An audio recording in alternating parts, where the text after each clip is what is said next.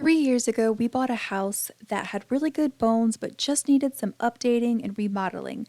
This is the living room, and it's the first place that I wanted to tackle. So, the first thing that I did was to add some built ins and an electric fireplace. I wanted to be able to have a mantle, and I added some shiplap and a mantle. And then this was the first makeover. This is how it turned out.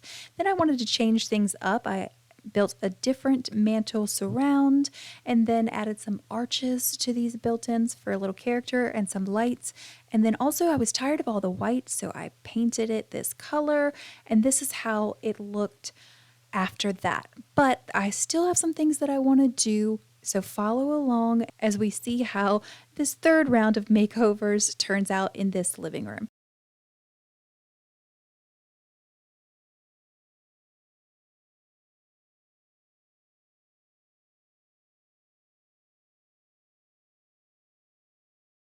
Before we jump into today's video, I want to tell you guys about today's sponsor, Gevi, and they sent over their Ardella ice maker. You might have seen it online. I've seen it all over the place because it makes nugget ice, kind of like the ice that you get at a restaurant. It's supposed to be softer and chewier than regular ice. I'm not gonna lie, when this box came in, I was a little concerned about the size of it, but it actually fits perfectly on my countertop. So this is the water reservoir tank that you can fill up with water that turns it into ice, and it has a 2.5 pound capacity that is enough ice for 4 to 6 people. But if you run out of ice, it also is able to make ice again really quickly. This is an easy access ice bucket.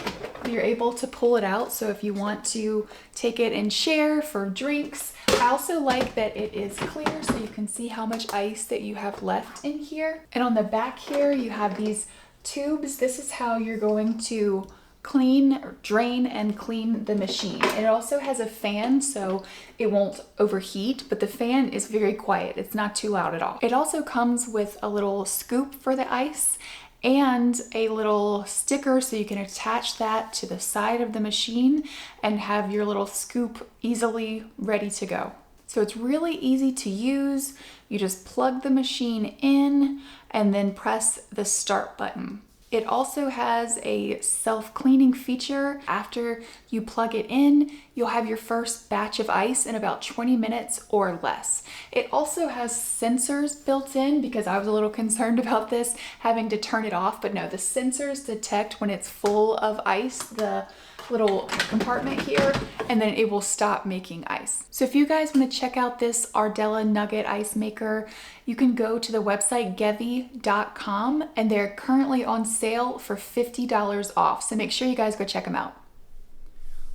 Okay, so a few weeks ago, a lot of you liked the stone look, and a lot of you liked the original look of the shiplap, just painted.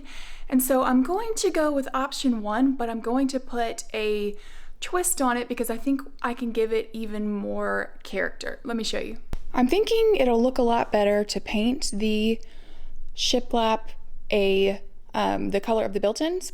And then I just think what's really throwing this whole design off for me is the shape of the fireplace. So I got a new fireplace that is going to be, it's square, or more square than this one.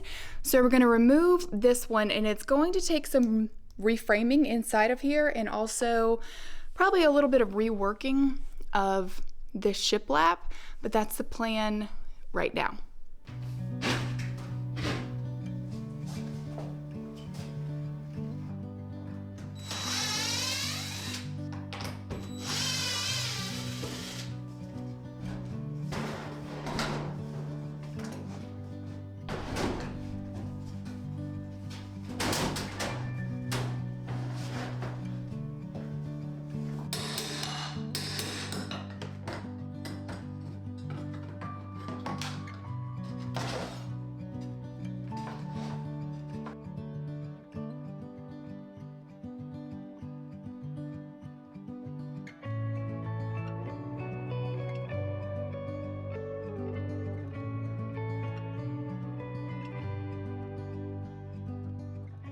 So the new fireplace that I ordered is a completely different shape, which means it needs completely different supports.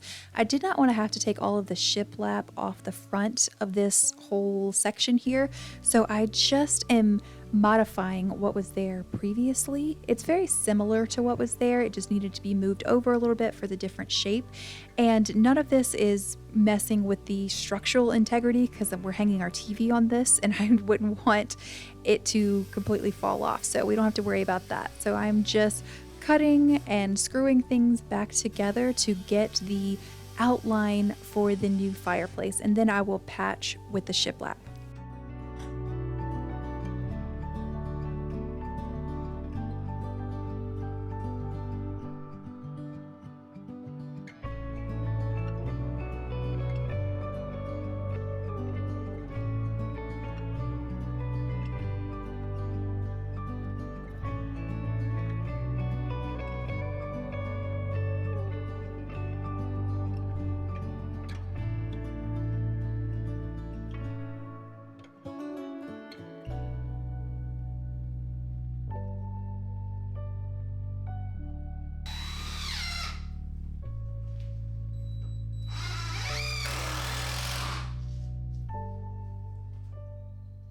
All the framing is done.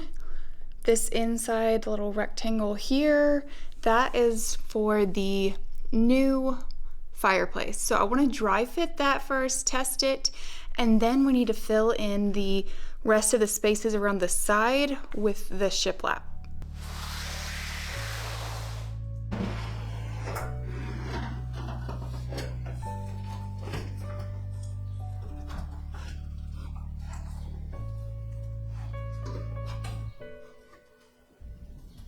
Okay, I think the scale of this fireplace looks much better than the one that I had there before.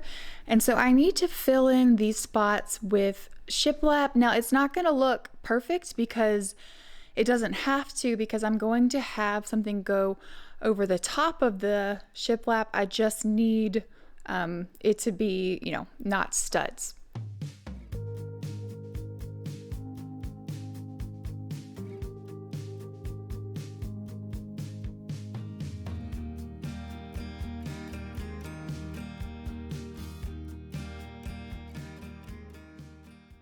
Okay, I've got the bottom shiplap filled in. I need to fill it in right here, but I just need to grab another board from the store.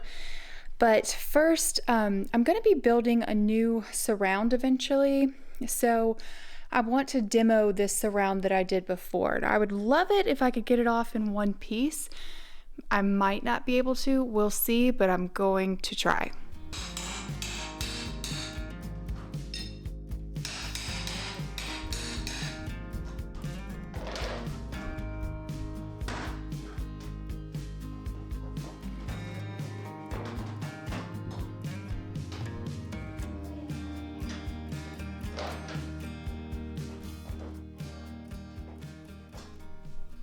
Okay, it's the next day, and the main things that I want to get done today are filling in these little gaps that I talked about yesterday in the shiplap. I got another board, and also we need to paint this middle piece here. I think it'll look better if it's the color of the shelves on the side, which is Sherwood-Williams jogging path. So that's the goal. First fill those in, and then we'll be painting that.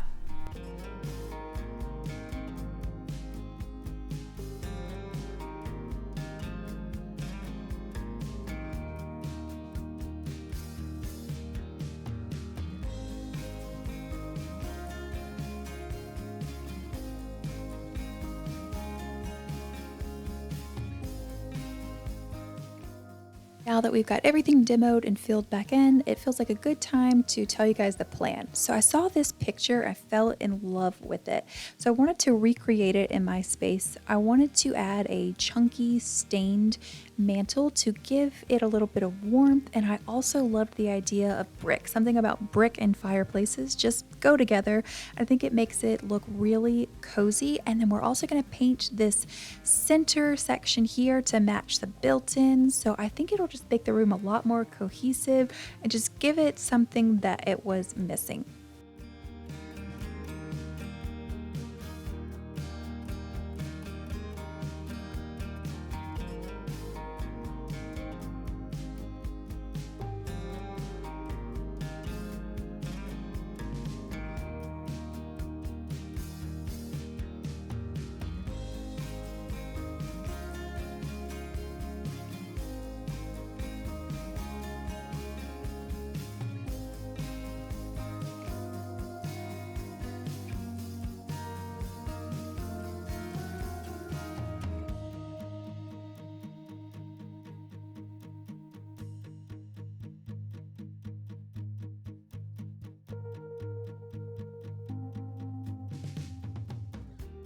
That looks so much better. I mean, other than the bottom here, but the top looks so much better. I think it blends in so much better and looks more cohesive, I guess.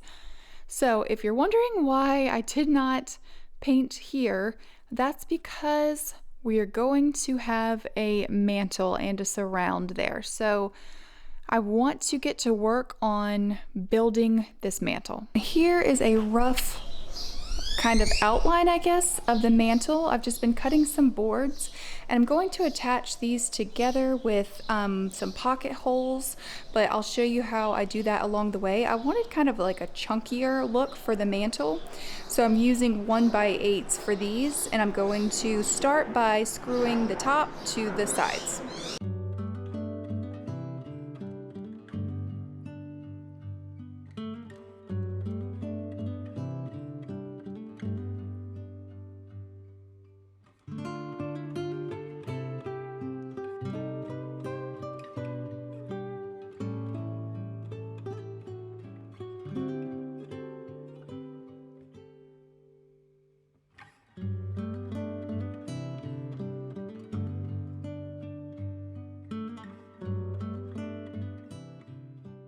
Okay, so we've got our main frame here, but in order to make it come away from the wall, we need to add these side pieces here because it's going to make it, you know, stick out from the wall, kind of be more 3D, I guess. So we're adding those along the sides. That's gonna go all the way from the top to the bottom.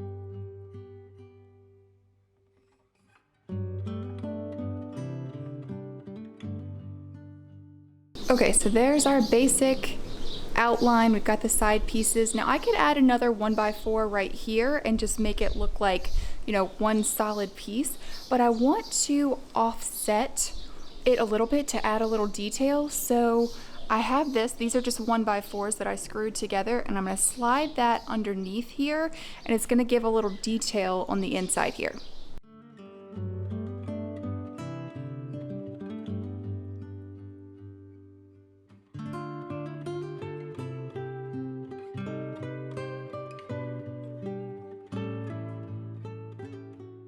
Okay, can you see the little detail that it adds here? I think it just makes it look a little bit more custom, a little bit nicer. So I'm not gonna attach those together yet because I need to still sand and stain everything, and I think it'll be easier to do that separately. But we are gonna add a top piece and some trim underneath that top piece to the top here. So this is what it's going to look like. It's very traditional, and it's got the little details along the edges, and then here we have just a little bit of trim just to make it a little bit more interesting, but it's pretty simple, and that's what I wanted. So now we need to get everything sanded really well and stained and then assembled, and we'll put it in place.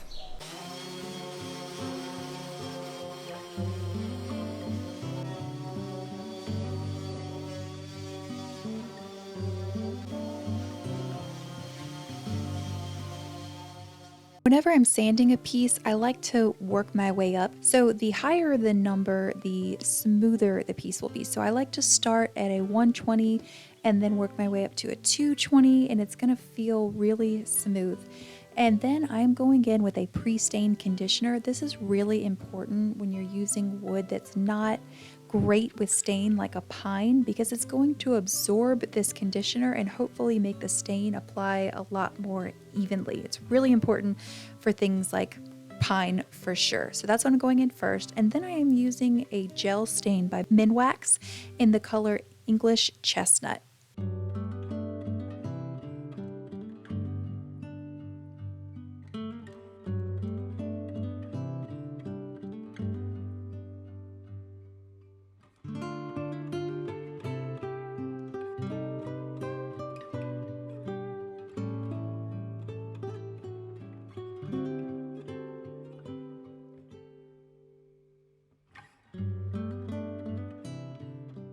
Okay, here is how the mantle is looking. I think it blends in really well with the floors. The finish on it is a tiny bit splotchy, but I guess now that I'm looking at the floors, those look a little splotchy too, like they're designed like that. I mean, oak would have stained better, but it would have been like quadruple the price. So that wasn't happening. So what I want to do now is I need to flip this over, and then I will permanently attach this piece right here to this front piece. I also forgot to mention, you see how the back, how this little side piece is wanting to go in, and to get like the perfect spacing here, I cut just some little scrap pieces of wood. I'm putting it in here like this, and then that way I know the hangover is going to be the same all the way up.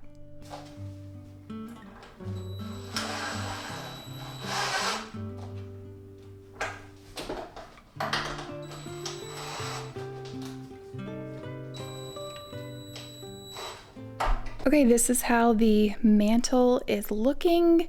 So the pocket holes that I was using, the screws did come through a little bit, so I ended up putting some L brackets behind there. Just wanted to let you guys know that, but I wanted to see how this looks. I still have some trim that I want to put on the bottom, but I'm gonna wait to do that because this is not attached to the wall. I'm going to remove it because I want to install the surround here, which is this brick. So I've kind of mapped out on the floor here with some tape, the pattern, just playing around with some different things to see what I liked. And I think I really like this. It's called a soldier stack here at the top and the horizontal along the sides and the bottom. To attach this brick to the surface, I'm using this product. This is called Muscle Bound, and it's a tile adhesive mat, and you don't have to mess around with like the adhesive that gets really messy and everywhere. I just don't really want to do that. Now this is a lot more expensive than that, but it's a lot faster because you can grout on the same day that you lay your tile.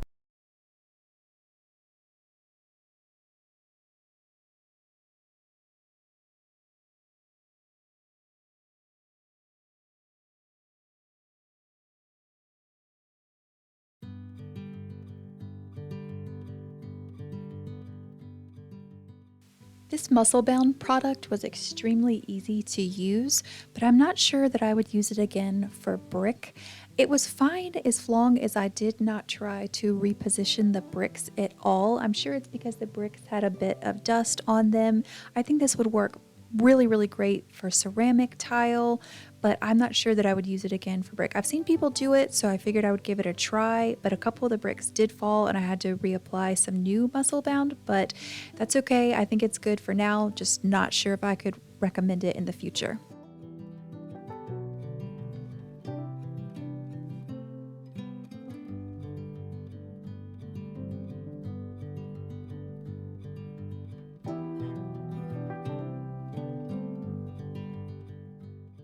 Laying my bricks out beforehand, like I did, allowed me to make most of my cuts before I ever even started laying the brick. And I did that on my tile saw with a diamond blade. You can also do it with an angle grinder. The brick is very forgiving.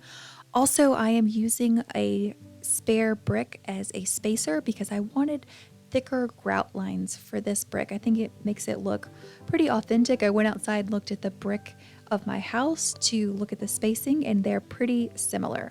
So while we watch me lay this brick, I am going to be filming a Q&A coming up pretty soon. I have a lot of new followers here, and I was wondering if you guys had any questions about DIY or projects that you might have in your home or about me and my life. Leave a question down in the comments and I will make sure that I will get to it in my video.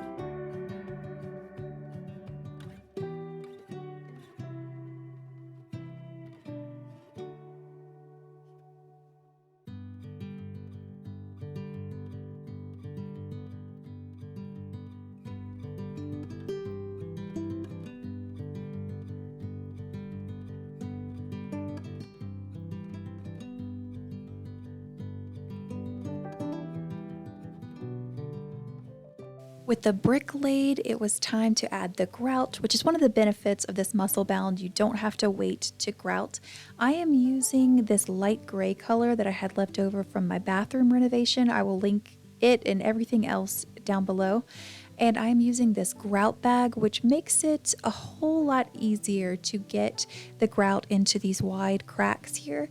And I was trying to touch it too soon here because some of it was falling out, but every time I touched it, I was just making a big mess. So what I quickly learned was just to put the grout into the joints here and then just let it start to harden a little bit. And then I came back in and formed it. I had put quite a bit at first and it was looking a little bit messier than I wanted it to. So then I just came back in with my finger, and I know they make a tool for this, but I didn't have it, so my finger worked fine, and just kind of scraped out a little bit to make the grout lines a little bit more recessed.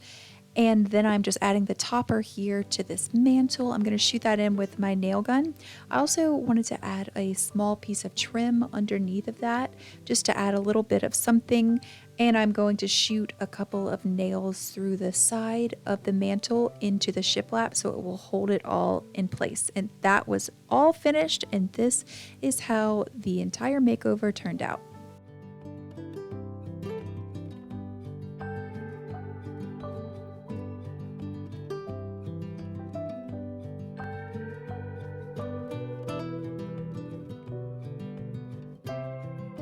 I hope you guys enjoyed today's video. Thank you so much for being here. Let me know what you think down in the comments, and make sure to leave a question if you have one, and I will see you guys in next week's video. Bye!